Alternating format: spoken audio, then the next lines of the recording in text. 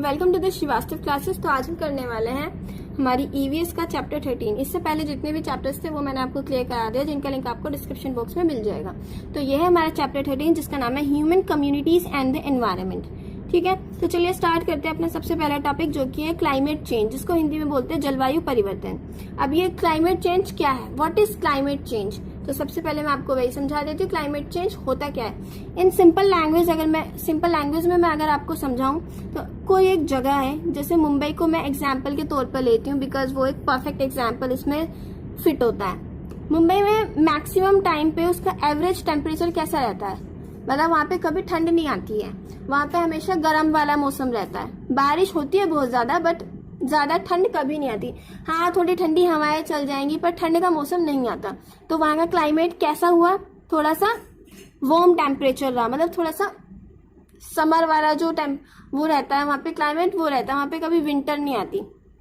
तो मैं क्या बोलूंगी, अगर वहां पे अचानक से सर्दियां आनी शुरू हो जाए, बहुत ज्यादा अच्छे वाली कैडे वाली सर्दियां पड़ गई, तो मैं क्या बोल रही हूँ, वहां की जो क्लाइमेट थी उसमें चेंज हो गया है, उसकी जलवायु में परिवर्तन आया है।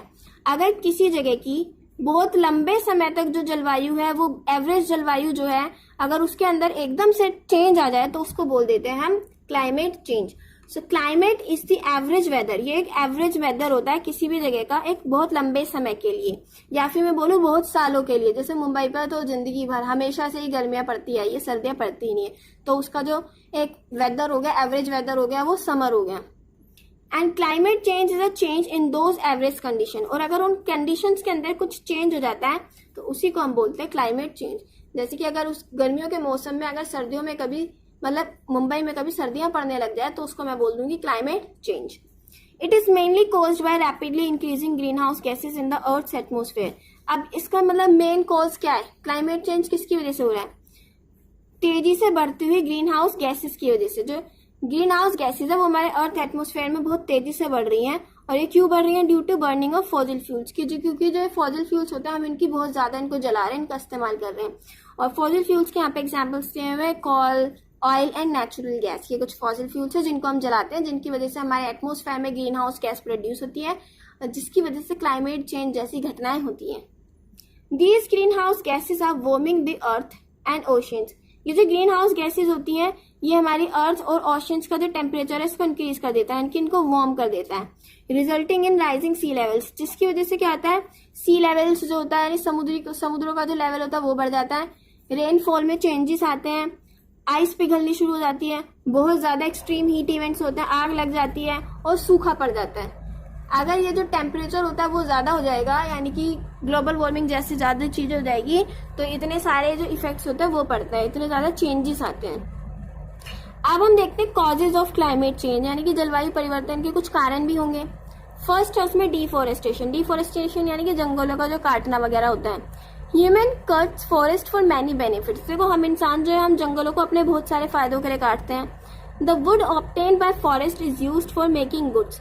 अब ये जो लकड़ी काटी जाती है इसका इस्तेमाल किया जाता है चीजें बनाने के लिए, खाना पकाने के लिए, घर बनाने के लिए, मतलब बहुत सारी चीजों के लिए इसका इस्तेमाल किया जाता है। ठीक है, trees are essential to keep the air pure. देखो पेड़ बहुत ज्यादा जरूरी होते हैं हवा को प्योर रखने के लिए, साफ रखने के लिए। अपार्ट फ्रॉम दिस, इसके अलावा trees are also very useful, पेड़ और भी बहुत ज्यादा जरूरी होते हैं दूसरे काम के लिए। And trees are necessary to prevent climate change, और ट्रीज जरूरी होते हैं क्लाइमेट चेंज को प्रिवेंट करने के लिए। नेक्स्ट जो हमारा है वो है factory and other pollutions.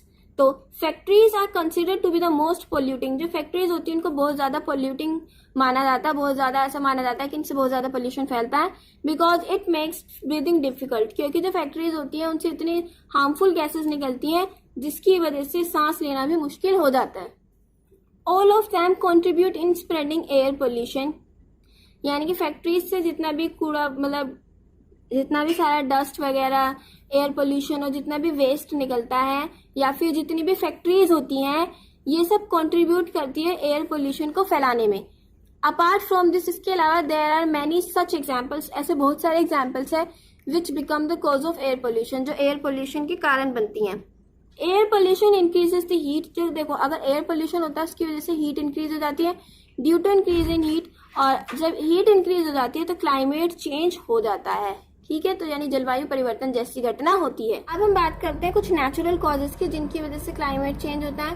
So these are the reasons which naturally happen. तो जो ये जो रीजंस हैं ये नेचुरली यानी प्राकृतिक रूप से होते हैं। In which there is no role of human being. इनके अंदर इंसानों का कोई भी रोल नहीं होता है, कोई भी भूमिका नहीं होती है। लाइक अर्थक्वेक, जैसे कि अर्थक्वेक, वोल्केनो इरेप्शन, ये कुछ एग्जाम्पल्स है मतलब नेचुरल कॉजेज के जिनकी वजह से क्लाइमेट चेंज होता है।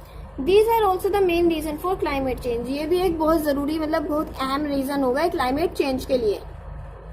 नेक्स्ट जो हम करने वाले टॉपिक वो है ग्लोबल वार्मिंग, जिसको बोलते हैं वैश्विक तापन। तो global warming is a continuous increase in the temperature of the earth surface due to increase in the amount of green house gases in the environment. देखो क्या होता है, ग्लोबल वार्मिंग है एक लगातार बढ़ता, जब हमारा लगातार टेम्परेचर बढ़ता रहता है, हमारी अर्थ की सरफेस का, हमारी पृथ्वी की सतह का जब टेम्परेचर बढ़ता रहता है तो उसको बोलते हैं ग्लोबल वार्मिंग। और ये टेम्परेचर क्यों बढ़ता है? Due to increase in the amount of green house gases, क्योंकि हमारे एनवायरमेंट में ग्रीन हाउस गैसेज की जो अमाउंट है वो बढ़ती है। Global warming is a big problem for all the countries. ये जो ग्लोबल वार्मिंग है ये एक बहुत बड़ी प्रॉब्लम है सभी देशों के लिए दुनिया के, विच शुड बी सॉल्व, जिसे सॉल्व करना चाहिए विद अ पॉजिटिव स्टार्ट, यानी कि एक पॉजिटिव शुरुआत के साथ हमें इसको सॉल्व करना चाहिए, शुरुआत करनी चाहिए। The rising temperature of the earth gives rise to various apprehensions, यानी कि हैजार्ड्स। देखो जो बढ़ता हुआ टेम्परेचर है हमारी अर्थ का, इसकी वजह से बहुत सारे हैजार्ड्स होते हैं, यानी कि बहुत सारे खतरे इसकी वजह से उभर रहे हैं। The main green house gases, देखो अब अगर हम ग्रीन हाउस गैसेज की बात करें तो उसमें carbon dioxide, methane, nitrous oxide, ozone, water vapour, chlorofluorocarbon and hydrofluorocarbon, ये कुछ इसके अंदर ग्रीन हाउस गैसेज आती हैं। अब हम देखने वाले हैं ग्लोबल वार्मिंग के कुछ कॉजेज की, ग्लोबल वार्मिंग किन किन कारण की वजह से होती है। तो ग्लोबल वार्मिंग के कारण है बर्निंग ऑफ फॉसिल फ्यूल्स। जब हम फॉसिल फ्यूल्स को जलाते हैं, कोयला, पेट्रोल, डीजल, तो ग्रीन हाउस गैसेज निकलती है जिसकी वजह से ग्लोबल वार्मिंग होती है।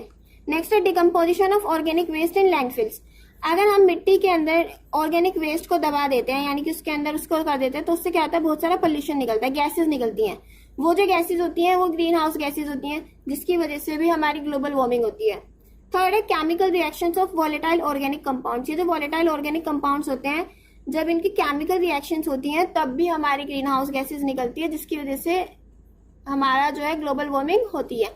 अभी जो वॉलेटाइल ऑर्गेनिक कंपाउंड्स के कुछ एग्जांपल है जैसे कि बेंजीन, इथेनॉल एक्सेट्रा। ठीक है, अब हम करेंगे यूज ऑफ एसी। जब हमारे घर में एसी यूज होता है, रेफ्रिजरेटर हम यूज करते हैं, फ्रिज वगैरह, तो उसकी वजह से भी ग्लोबल वार्मिंग होती है, क्योंकि देखो इसके अंदर यूज की जाती है, जो हमारी गैस यूज की जाती है वो यूज की जाती है CFC, क्लोरोफ्लोरोकार्बन। आज के टाइम पे यूज की जा रही है हाइड्रोक्लोरोफ्लोरोकार्बन, मतलब हाइड्रोफ्लोरोकार्बन। ठीक है ना, ये जो गैस यूज की जा रही है, और ये बहुत ज्यादा हार्मफुल गैसेज होती हैं जो कि ओजोन लेयर का भी डिप्लेशन करती है और टेम्परेचर भी इंक्रीज करती है हमारे एनवायरमेंट का। नेक्स्ट है यूज ऑफ व्हीकल्स। देखो जितने ज्यादा व्हीकल्स यूज होंगे उतने ज्यादा फ्यूल्स का जो है कंबशन होगा, उतनी ज्यादा गैसेस निकलेंगी और उतना ज्यादा ग्लोबल वार्मिंग होगी। नेक्स्ट है इंडस्ट्रियल डेवलपमेंट। जितनी ज्यादा इंडस्ट्रीज डेवलप होती जा रही हैं उतना ज्यादा धुआं वगैरह मतलब जो है वो निकलता जाएगा, उतनी ही ज्यादा ग्लोबल वार्मिंग होगी। एग्रीकल्चर, यानी कि देखो जितना हम पेस्टिसाइड्स और फर्टिलाइजर्स यूज करते हैं उससे भी हमारा ग्लोबल वार्मिंग होती है। नेक्स्ट है ओवर पॉपुलेशन। अगर पॉपुलेशन ज्यादा होगी तो हमारे जितने भी रिसोर्सेज हैं उनका यूज ज्यादा होगा और उससे भी ग्लोबल वार्मिंग बहुत ज्यादा होगी। भीड़ भाड़ से तो वैसे ही ग्लोबल वार्मिंग होती है। नेक्स्ट जो हम टॉपिक देखने वाले हैं यह है impacts of climate change and global warming. जलवायु परिवर्तन को और ग्लोबल वार्मिंग के क्या क्या इम्पैक्ट्स पड़ते हैं, ठीक है ना, हमारे एनवायरमेंट पे। सबसे पहला melting of polar ice caps of sea level rise, यानी कि देखो जितने भी पोलर आइस कैप्स होते हैं, यानी जो बर्फ के बने हुए पहाड़ होते हैं ये पिघलने लग जाते हैं और सी लेवल जो होता है वो राइज हो जाता है, यानी कि वो इंक्रीज होना शुरू हो जाता है। The increase temperature level as a result of global warming. तो और क्या होता है, जो हमारा इंक्रीज यानी कि जो बढ़ता हुआ टेम्परेचर है उसकी वजह से ग्लोबल वार्मिंग होती है और क्लाइमेट चेंज होता है। Are likely to result in increasing melting. और ग्लोबल वार्मिंग और क्लाइमेट चेंज की वजह से ग्लेशियर्स जो होते हैं ये पिघलने लग जाते हैं और जो आइस है आर्कटिक और अंटार्कटिका में जो बर्फ है वो पिघलने लग जाती है। And these also result in, और जब वो पिघलती है तो वो जाती है सीधा समुद्रों में, जिसकी वजह से क्या होता है, सी लेवल जो होता है इंडियन, अटलांटिक और पैसिफिक ओशंस का वो भी इंक्रीज होता जा रहा है। ठीक है, नेक्स्ट हमारा इम्पैक्ट ऑन ह्यूमन हेल्थ, यानी इंसानों की जिंदगी हेल्थ पर क्या असर पड़ रहा है। क्लाइमेट चेंज और इंक्रीज टेम्परेचर जो है ये रिस्पॉन्सिबल है बहुत सारी वेक्टर बोर्न डिजीजेस के फैलने के लिए, ये रिस्पॉन्सिबल है। अब ये वेक्टर बोर्न डिजीजेस कौन सी होती है, जो मच्छर वगैरह से, मक्खी वगैरह से जो बीमारियां फैलती हैं वो वाली बीमारियां। अब इसमें मलेरिया, डेंगू, येलो फीवर, ये सब इसके एग्जाम्पल्स आ गए हैं। ठीक है, नेक्स्ट जो हमारा है वो है लॉस ऑफ बायोडाइवर्सिटी। तो global warming and climate change one of the most important cause of biodiversity loss. ये जो ग्लोबल वार्मिंग और क्लाइमेट चेंज है एक बहुत बड़ा इंपॉर्टेंट है, मतलब इंपॉर्टेंट कॉज है बायोडाइवर्सिटी की लॉस का पूरी दुनिया में। इसकी वजह से बहुत ज्यादा बायोडाइवर्सिटी लॉस हो रहा है, क्योंकि क्या हो रहा है देखो, जैसे देखो यार टेम्परेचर इंक्रीज होता जा रहा है, जिसकी वजह से बहुत सारी ऐसी स्पीशीज हैं जो एक्सटिंक्ट हो गई, यानी कि बहुत पूरी तरीके से खत्म हो गई हैं और जो खत्म होने की कगार पे, ठीक है ना। नेक्स्ट है हमारा राइज इन ड्रॉट्स, यानी कि सूखे जैसी जो कंडीशन है वो बहुत ज्यादा बढ़ती जा रही है। अब यार टेम्परेचर बढ़ेगा, पानी सूख जाएगा, तो सूखा तो अपने आप पड़ेगा। So these are also responsible for rise in droughts, सूखे के लिए भी बहुत ज्यादा रिस्पॉन्सिबल है। इफेक्ट ऑन एग्रीकल्चर, अब हमारी कृषि पर भी इसका बहुत असर पड़ता है। ग्लोबल वार्मिंग जो है ये एग्रीकल्चर को भी इफेक्ट करता है। जैसे कि ग्लोबल टेम्परेचर बढ़ता है तो जो प्लांट्स होते हैं उनका सर्वाइव करना बहुत ज्यादा मुश्किल हो जाता है और वो मर जाते हैं। And plants are the major source of food for human beings, और हम इंसानों के लिए जो प्लांट्स हैं वो मेजर सोर्स है खाने का। And as a result food shortage जो है वो हो जाती है, तो हम भी मर जाएंगे अगर हमें खाना नहीं मिलेगा तो। नेक्स्ट है फ्रिक्वेंट वाइल्ड फायर्स। देखो क्या वाइल्ड फायर्स, देखो क्या होता जा रहा है आज के टाइम पे, इतनी ज्यादा गर्मी होती जा रही है। आप न्यूज में सुनते होंगे अमेजोन के जंगल में आग लग गई, कहीं इस जंगल में आग लग गई, तो इतनी गर्मी होती जा रही है कि जंगल अपने आप आग पकड़ते जा रहे हैं। So wild fires are the natural occurrence. देखो जब ये जो हमारी जंगलों में आग लगती है ये एक नेचुरल अकरेंस होता है, यानी कि प्राकृतिक रूप से होता है। मोर फ्रिक्वेंट वाइल्ड फायर्स अकर इन वास्ट अमाउंट्स ईच ईयर। देखो क्या होता जा रहा है आज के टाइम पे, हर साल बहुत ज्यादा ये जो नेचुरली आग लगती जा रही है जंगलों में, ये जो केसेस है ये बढ़ते जा रहे हैं। It is also impact on environment. अब देखो इसका भी एक, अगर देखो ये जो वाइल्ड फायर्स है यानी कि जो जंगलों में आग लगती जा रही है, ये भी एक बहुत बड़ा कारण है क्लाइमेट चेंज और ग्लोबल वार्मिंग का। देखो अगर क्लाइमेट चेंज और ग्लोबल वार्मिंग से बहुत ज्यादा टेम्परेचर बढ़ जाता है तो इतना ज्यादा टेम्परेचर बढ़ जाता है कि जो हमारे ये जो सूखे पत्ते होते हैं वो आग पकड़ लेते हैं सूरज की रोशनी की वजह से, और जंगलों में आग लग जाती है, जिसकी वजह से बहुत ज्यादा बायोडाइवर्सिटी का लॉस भी होता है और बहुत सारे पेड़ पौधे मर जाते हैं, जानवर मर जाते हैं, तो बहुत सारा नुकसान होता है। नेक्स्ट है राइज इन ओशियंस टेम्परेचर। देखो ग्लोबल वार्मिंग और क्लाइमेट चेंज की वजह से जो हमारे महासागर होते हैं इनके टेम्परेचर में भी इंक्रीजमेंट होती है, यानी कि इनका टेम्परेचर भी बढ़ जाता है। एनिमल एक्सटिंक्शन, यानी कि हमारे कुछ जानवर जो होते हैं वो लुप्त होते जा रहे हैं बिल्कुल।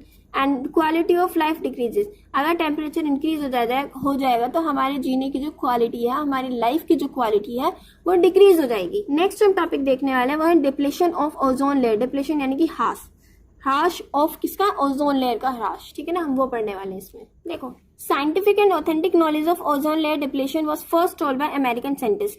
अगर मैं बोलूं साइंटिफिक और सबसे ऑथेंटिक नॉलेज जो हमें ओजोन लेयर डिप्लेशन की दी थी वो सबसे पहले हमें बताई थी अमेरिकन साइंटिस्ट शेरवुड रॉलैंड ने और मैरियन मोलिएका ने 1973 में। इन्होंने हमें बताया था ओजोन लेयर डिप्लेशन क्या होता है। He said that man-made gas chlorofluorocarbons can destroy the ozone layer. इन्होंने बोला था कि जो हमारी मानव निर्मित गैस होती है क्लोरोफ्लोरोकार्बन वो डिस्ट्रॉय करती है ओजोन लेयर को। 1983 और 1984 में अमेरिकन सैटेलाइट निम्बस, क्या नाम था, निम्बस ने स्टडी किया था ओजोन लेयर को बहुत पास से, वेरी क्लोजली। 1987 में ये प्रूव कर दिया गया था रिसर्च के थ्रू कि जो क्लोरीन है वो डिस्ट्रॉय करती है ओजोन को। And scientist found in this contest, और जो साइंटिस्ट थे उन्होंने पाया इस संदर्भ में इस बारे में कि एक एटम जो है क्लोरीन का वो डिस्ट्रॉय करता है 1 लाख ओजोन मॉलिक्यूल्स को, यानी एक क्लोरीन का एटम 1 लाख ओजोन के मॉलिक्यूल्स को डिस्ट्रॉय करता है। अब देखो उसके नीचे मैंने एक डायग्राम भी बनाया, उसे समझा देती हूँ। ये मेरी ऑक्सीजन है, जब ऑक्सीजन एक और ऑक्सीजन के मतलब सिंगल मॉलिक्यूल के साथ मिलती है तो ओजोन बनती है, ठीक है। जब क्लोरीन ओजोन के साथ रिएक्ट करती है तो बनती है हमारी क्लोरीन मोनोऑक्साइड, ClO। क्या बनती है, क्लोरीन मोनोऑक्साइड। तो क्लोरीन मोनोऑक्साइड जो होती है जब इसके साथ ऑक्सीजन का एक सिंगल मॉलिक्यूल रिएक्ट करता है तो निकलती है क्लोरीन प्लस ऑक्सीजन, ठीक है। फिर ऐसे ही मतलब ये जो पूरी रिएक्शन होती है ये चलती रहती है और इससे क्या होता है, हमारा ओजोन लेयर डिप्लेशन होता है। The ozone layer over Antarctica has been eroded by the widespread use of many human made destructive gases. देखो जो अंटार्कटिका के ऊपर जो ओजोन लेयर है वो इरोडेड हो चुकी है, वो खराब हो चुकी है with the widespread use. World मतलब पूरी दुनिया में यूज किया जाता है ह्यूमन मेड डिस्ट्रक्टिव गैसेस का, जिनकी वजह से अंटार्कटिका के ऊपर जो ओजोन लेयर है वो इरोड हो चुकी है, खराब हो चुकी है, उसके अंदर एक छेद हो चुका है। Chemicals like chlorofluorocarbons are responsible for this. अब मैं अगर बोलूँ इसके लिए रिस्पॉन्सिबल क्या है, तो इसके लिए क्लोरोफ्लोरोकार्बन जैसा एक केमिकल रिस्पॉन्सिबल है, जो कि हमारे फ्रिज वगैरह में, एसी वगैरह में यूज होता है। तो आज के टाइम पे तो हम एसी यूज करते हैं, फ्रिज यूज करते हैं, तो इसकी वजह से जो क्लोरोफ्लोरोकार्बन गैस जो इसके अंदर यूज होती है, उसकी वजह से ओजोन लेयर डिप्लीशन हो रहा है। अपार्ट फ्रॉम अंटार्कटिका, देखो अंटार्कटिका के अलावा ये जो हमारा ओजोन लेयर डिप्लीशन देखने को मिला है, ये ऑस्ट्रेलिया जैसी जगह पर भी देखने को मिला है। ठीक है, अब हम बात करते हैं effects of ozone layer depletion. देखो अब ओजोन लेयर डिप्लीशन हो रहा है तो इसके क्या क्या इफेक्ट्स होंगे, अब उन पे बात करते हैं। So expose us to UV radiation that in turn lead to skin cancer, cataract and weakened immune system in human. Ozone layer होती है, ये हमें सूरज की यूवी रेडिएशन से बचाती है। ये जो यूवी रेडिएशन होती है, ये हमारे लिए बहुत ज्यादा हार्मफुल होती है। अगर इसमें छेद हो गया तो ये यूवी रेडिएशन डायरेक्ट अर्थ पे आएगी, इनडायरेक्ट हमारे साथ कांटेक्ट में आएगी, तो इससे क्या हो जाएगा, स्किन कैंसर, कैटरेक्ट यानी कि मोतियाबिंद, और हमारा जो इम्यून सिस्टम है वो वीक हो जाएगा, ऐसी बीमारियां हमें लग जाएंगी। UV radiation have the ability to cause loss of pigmentation of skin cells. UV radiation के पास इतनी एबिलिटी होती है, इतनी क्षमता होती है कि हमारे जो पिगमेंटेशन ऑफ स्किन के मतलब जो सेल्स होते हैं उनका लॉस हो जाता है। ठीक है ना, and harmful changes in DNA, और हमारे डीएनए में हार्मफुल चेंजेस आ जाते हैं। नेक्स्ट है रिजल्ट्स इन डिजीजेस, बहुत सारी बीमारियां हो जाती हैं, जैसे कि मलाइग्नेंट मेलेनोमा, ऐसी एक भयंकर बीमारी है जो हम लोगों को हो जाती है। नेक्स्ट है UV rays can also damage the proteins of cornea. अब ये जो यूवी रेज है, ये हमारी आंखों की जो कॉर्निया लेयर होती है उसकी प्रोटीन को भी डैमेज करता है, और हमारे रेटिना सेल्स जो होते हैं हमारे आंख के अंदर उसको भी डैमेज करता है, जिसकी वजह से क्या होता है, ब्लाइंडनेस भी हो जाती है। UV radiation can also harm ecosystem structure. ये जो यूवी रेडिएशन होती हैं हमारे इकोसिस्टम स्ट्रक्चर को भी नुकसान पहुंचाती हैं। And function of both terrestrial and aquatic ecosystem, यानी कि टेरेस्ट्रियल इकोसिस्टम और एक्वेटिक इकोसिस्टम के जो फंक्शंस होते हैं इनको भी नुकसान पहुंचाती हैं ये यूवी रेडिएशंस। तो ये मैंने आपको बता दी effects of ozone layer depletion.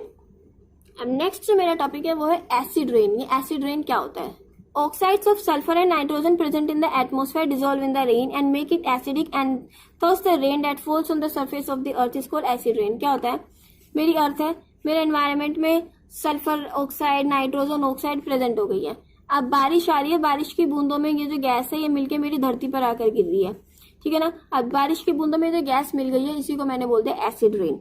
ठीक है, the term acid rain was first used by scientist. ये जो टर्म यूज की गई थी एसिड रेन, इसको सबसे पहले यूज किया था साइंटिस्ट रॉबर्ट अंगस ने 1872 में, विच लिटरली मीन्स, जिसका मतलब था presence of excess amount of acid, यानी कि हमारे बारिश के पानी में बहुत ज्यादा एसिड की अमाउंट का प्रेजेंट होना, इसका मतलब था acid rain. At present acid rain remains N environmental problem of the world. आज के टाइम पे भी जो एसिड रेन है ये एक बहुत ज्यादा बड़ी प्रॉब्लम बनी हुई है पूरी दुनिया के लिए। The problem of acid rain has reached dangerous level in America, England, Germany, Canada and Norway. देखो ये जो कुछ 5 मैंने देश आपको बताया, America, England, Germany, Canada, Norway, इन जगह पर जो एसिड रेन जैसी प्रॉब्लम है वो बहुत ही ज्यादा डेंजरस लेवल पर पहुंच चुकी है। Acid rain is a destructive effect of air pollution. देखो क्या होता है, एसिड रेन जो है ये एक बहुत ही खतरनाक इफेक्ट है एयर पोल्यूशन का। अब टाइप्स ऑफ एसिड रेन की बात करते हैं। 2 टाइप्स की एसिड रेन होती है। फर्स्ट होती है वेट एसिड रेन, दूसरी होती है dry acid rain. When acid rain occurs in the form of snow, mist and rain, it is known as wet acid rain. देखो जब एसिड रेन स्नो, मिस्ट या फिर रेन की फॉर्म में होती है तो उसको हम बोलते हैं वेट एसिड रेन। और अब हम देखते हैं dry acid rain. When acidic pollutants, ये जो हमारे एसिडिक पोल्यूटेंट्स होते हैं वो स्मोक या फिर डस्ट के साथ मिलकर हमारी धरती पर आते हैं तो उसको हम बोल देते हैं ड्राई एसिड रेन, क्योंकि वो ड्राई पार्टिकल्स की फॉर्म में आते हैं। In this type of rain, देखो इस टाइप में बिल्डिंग, प्लांट्स और जो मॉन्यूमेंट्स होते हैं वो बहुत ज्यादा बैडली अफेक्टेड होते हैं, उन पर बहुत ज्यादा नेगेटिव इफेक्ट पड़ता है। अब हम देखेंगे इफेक्ट ऑफ एसिड रेन। तो इसके कुछ 3 इफेक्ट्स है। पहला है damage to buildings and infrastructure, यानी बिल्डिंग्स पर इंफ्रास्ट्रक्चर पे बहुत ज्यादा नुकसान होता है। डैमेज टू एक्वेटिक इकोसिस्टम, देखो अगर ये वेट फॉर्म में आएगा, मैंने अभी जो बताया था बारिश की फॉर्म में, स्नो, रेस्ट, मिस्ट की फॉर्म में आएगा तो सीधा पानी में मिलेगा जाके, जिससे हमारा पानी गंदा हो जाएगा और उसमें एक्वेटिक इकोसिस्टम पर इफेक्ट पड़ेगा। नेक्स्ट है डैमेज टू टेरेस्ट्रियल इकोसिस्टम।